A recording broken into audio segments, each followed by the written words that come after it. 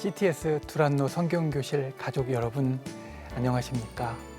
저는 오늘부터 여러분들과 예레미야서를 함께 공부해 나갈 청주 순복음교회를 담임하고 있는 이동규 목사입니다. 지금 여러분이 어디에서 이 방송을 보고 계신지 잘 모르겠습니다. 하지만 부탁드리고 싶은 것은 제 앞에 성경책이 있습니다. 성경교실 가운데 우리가 성경책을 보는 것은 여러모로 우리에게 유익하고 또 도움이 됩니다. 그러니까 형편이 되시는 분들은 지금 이 두란노 성경교실을 보시면서 앞에 성경책을 놓고 혹시 제가 말씀드리는 부분을 함께 읽으면서 우리가 이 말씀을 공부해 갔으면 좋겠습니다. 이 시대에 대해서 이야기를 할 때 장편을 좋아하지 않는 시대라고 말합니다. 요즘 젊은 사람들이 많이 보는 동영상 앱도 5분 정도가 맥시멈이지 넘어가면 아예 사람들이 클릭하고 보지 않는다라고 말합니다. 그런 면에서 보면 오늘 여러분들과 함께 공부해 나갈 예레미야서는 인기가 없을 만한 성경 말씀입니다. 왜냐하면 이 예레미야서는 예언서들 가운데에서 가장 긴 분량을 가지고 있기 때문입니다. 다른 예언서들은 몇 장 되지 않는 짧은 분량을 갖고 있는 반면에 이 예레미야서는 굉장히 긴 분량을 가지고 있습니다.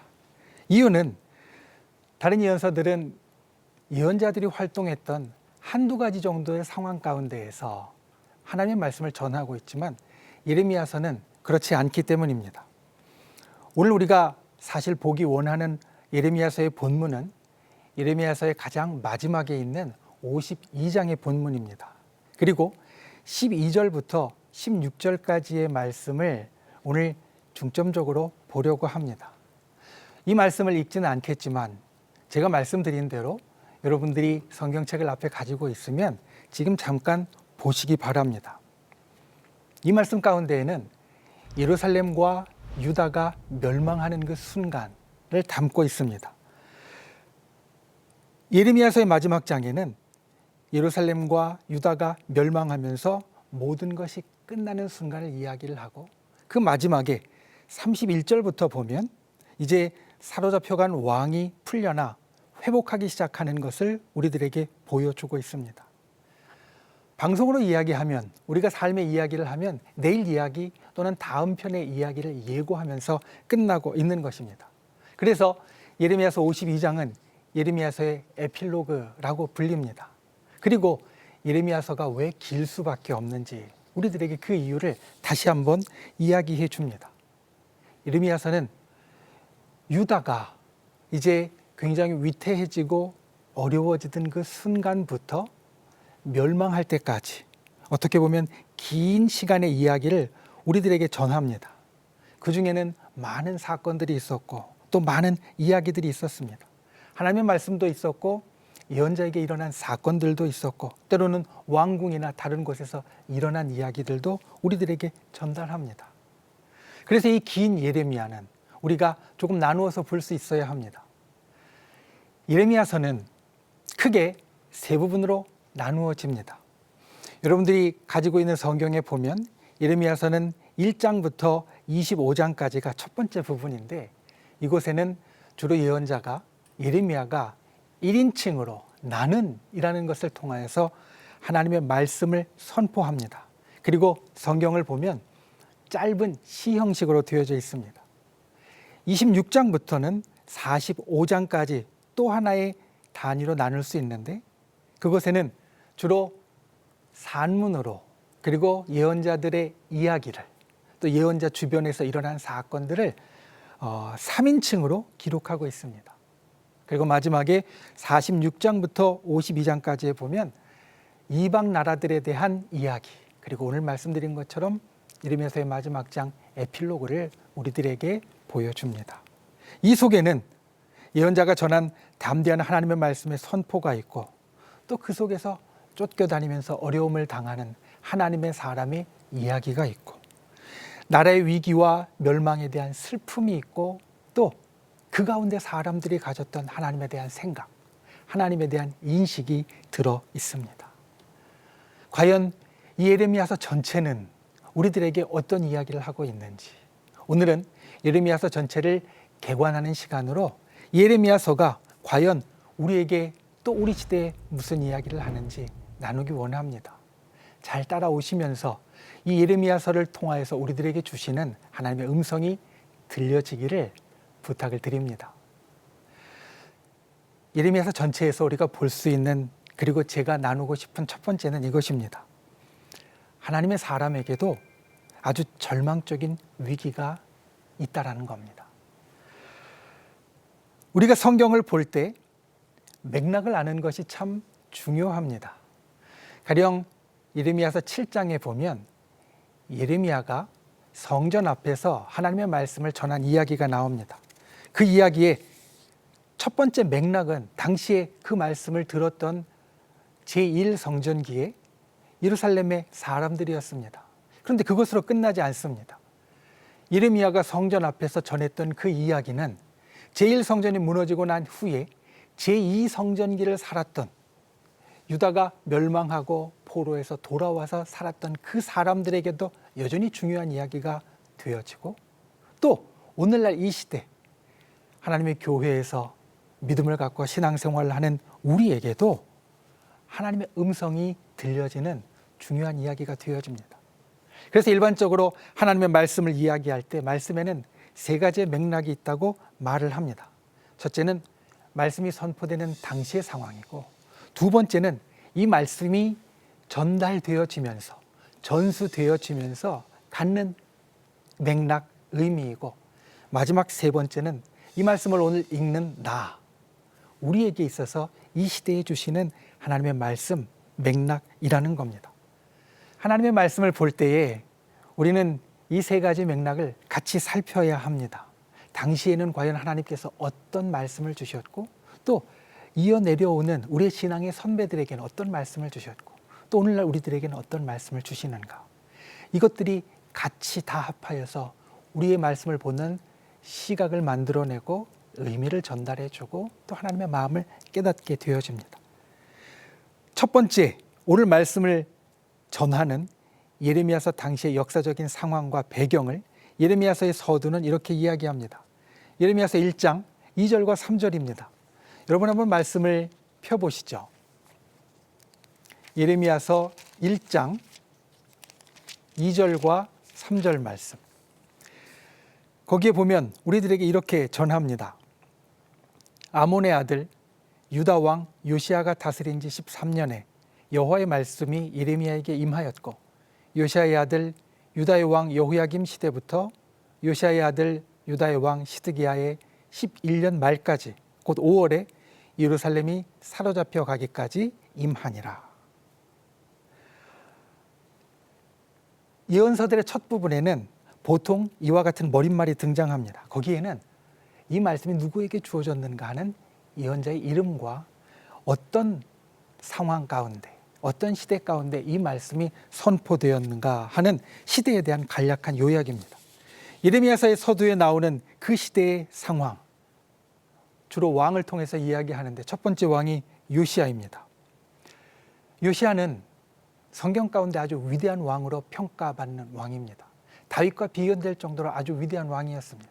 당시에는 유다가 다시 회복되고 일어나는 중흥이라는 역사가 있었습니다.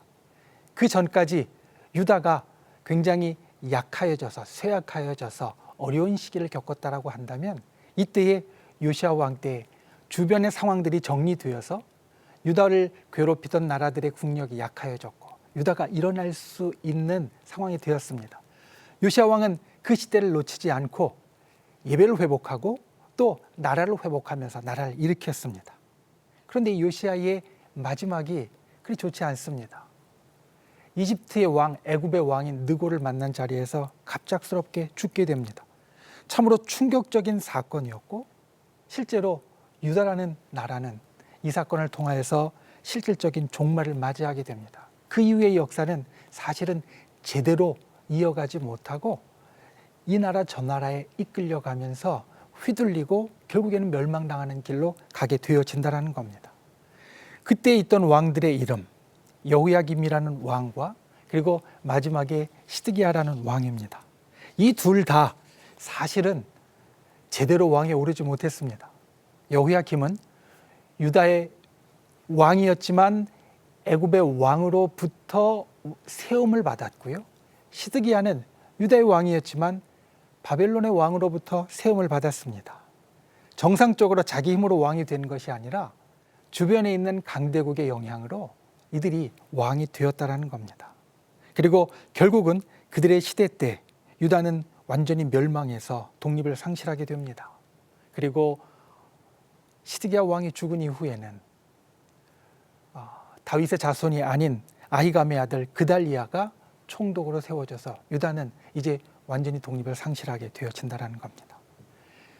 이 마지막이 처음에 이야기 드렸던 예레미야서 52장 본문에 나오는 내용입니다. 그곳에 보면 바벨론 왕에게 행복한 자와 무리의 남은 자를 사로잡아 갔고 가난한 백성은 남겨두어 포도원을 관리하는 자와 농부가 되게 하였더라.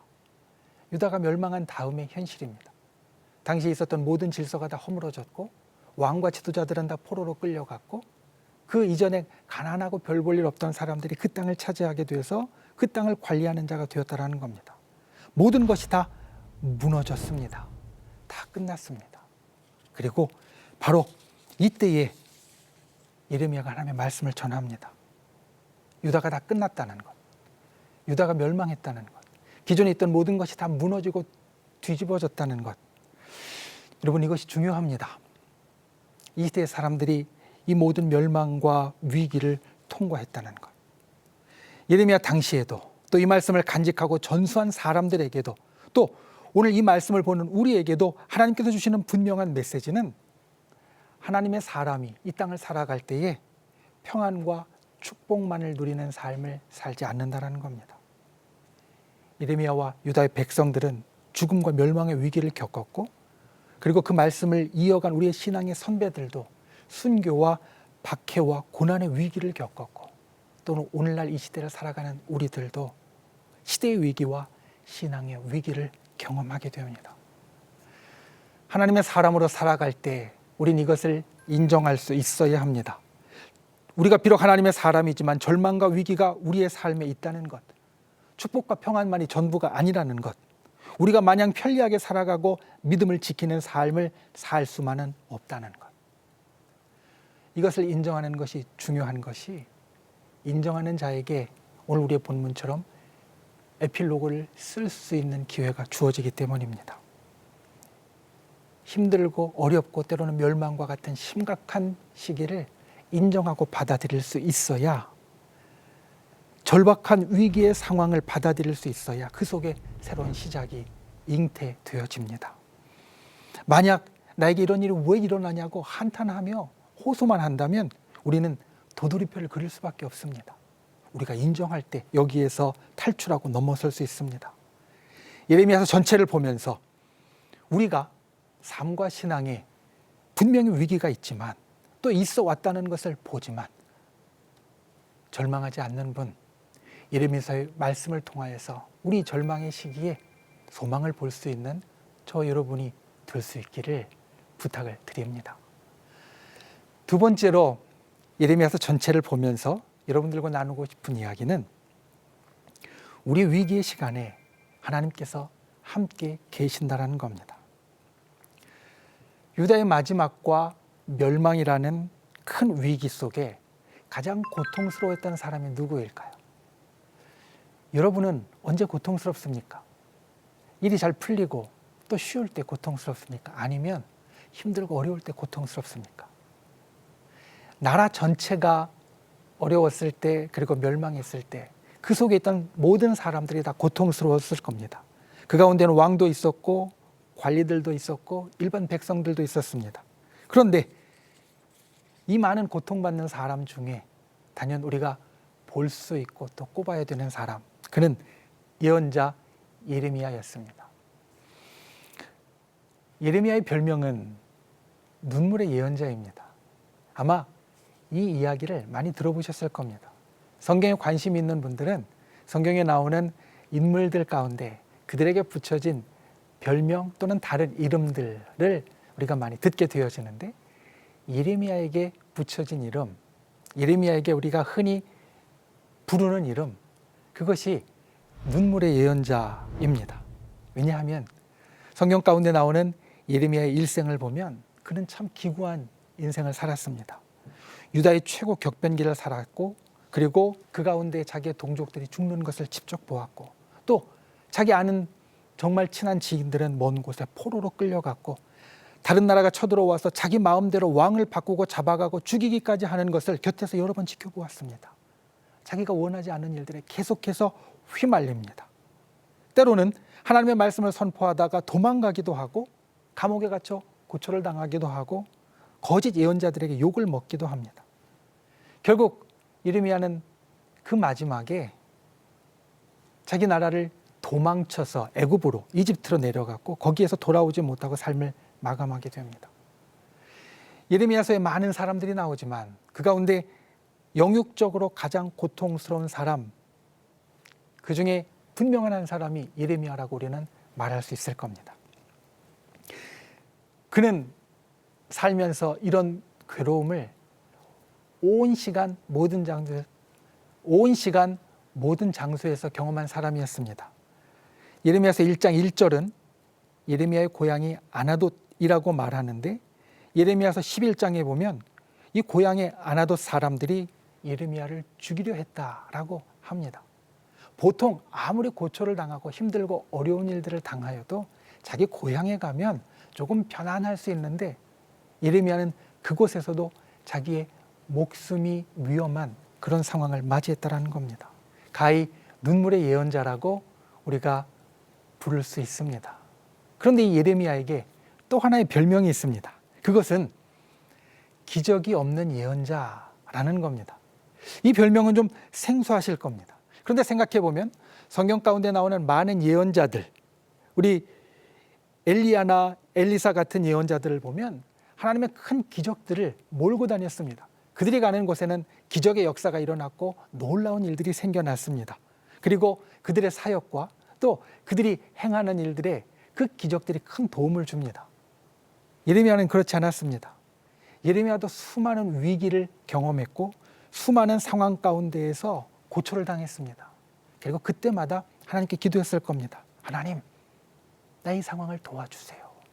내가 이 모든 고초에서, 위기에서, 위험에서 벗어날 수 있게 해주세요.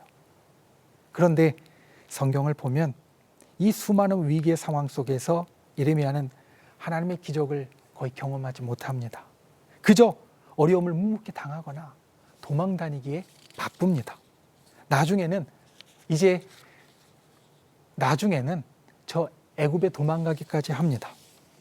이 예레미야의 마음을 생각해 보십시오. 시대는 절망적이고 어려운데 하나님의 부르심을 받은 예언자인 나에게는 가는 곳마다 고통스럽고 절망스러운 상황밖에는 없고 그 속에 아무런 기적도 나타나지 않으니 아마도 그 속 가득히 분노와 절망과 자괴감과 무력감이 들었을 겁니다. 가득 차 있었을 것입니다. 그런데 당시의 위기 속에서 가장 절망스러웠던 예레미야에게 있었던 것이 딱 하나 있습니다. 그것은 이 모든 상황 가운데 하나님께서 함께 가셨다라는 겁니다. 비록 그는 가는 곳마다 힘들었고 눈물을 흘렸고 가는 곳마다 특별한 기적 없이 묵묵히 당하기만 했지만 그 모든 상황 가운데 하나님께서는 예레미야와 함께 아파하시고 고뇌하시고 동행해 주십니다. 그리고 이 하나님의 사람과 백성의 고난과 위기 속에 하나님께서는 때로 위로하시고 어루만지시고 준비시켜 주시는 분이 되신다는 겁니다. 예언서 가운데 보면 특별한 말씀이 있습니다. 예레미야서 1장 4절 말씀을 보면 이런 말씀이 나옵니다. 여호와의 말씀이 내게 임하니라. 학자들은 이 말씀을 아주 특별한 이름으로 부릅니다. 그 이름이 무엇이냐면 말씀, 사건, 양식이라는 겁니다. 말이 조금 어렵습니다. 말씀, 사건, 양식. 양식이라는 것은 전형적인 표현이라는 뜻인데 그 앞에 말을 보면 하나님의 말씀이 사건, 실체가 되었다라는 겁니다.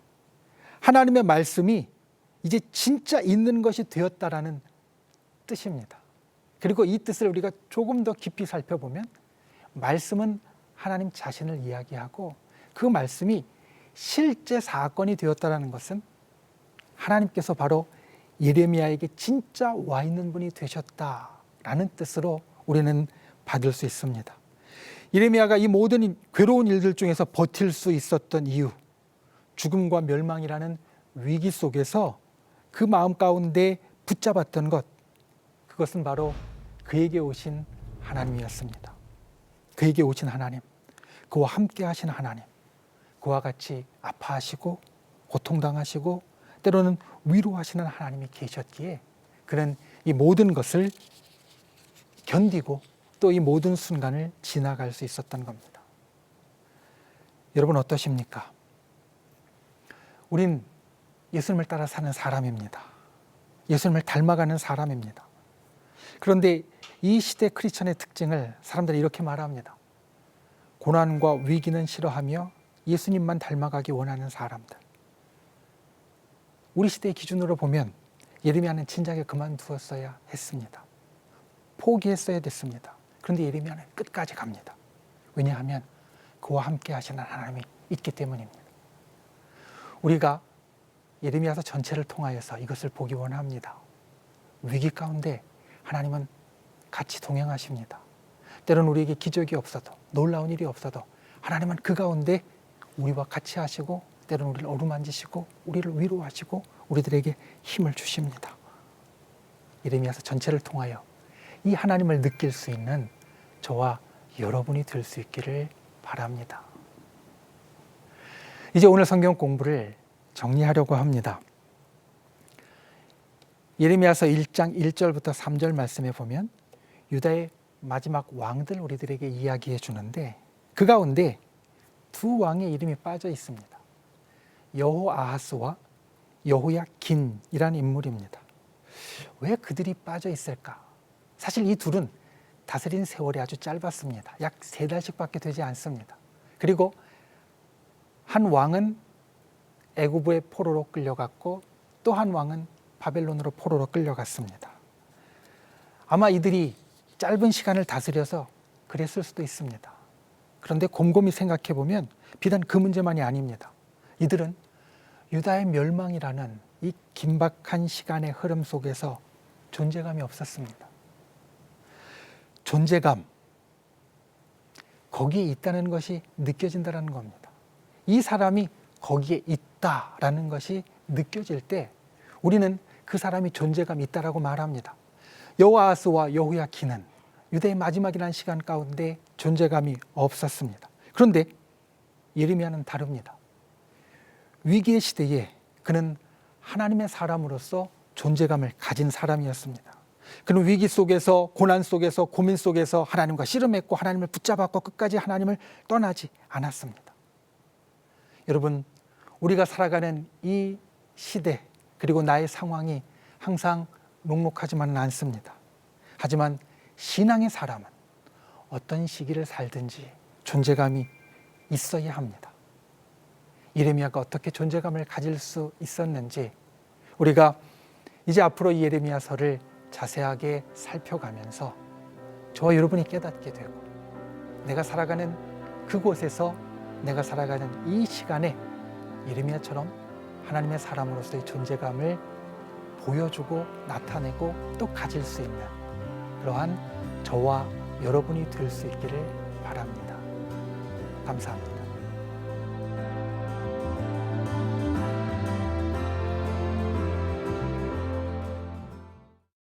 이 프로그램은 CTS 방송가족의 사랑과 후원으로 제작되었습니다.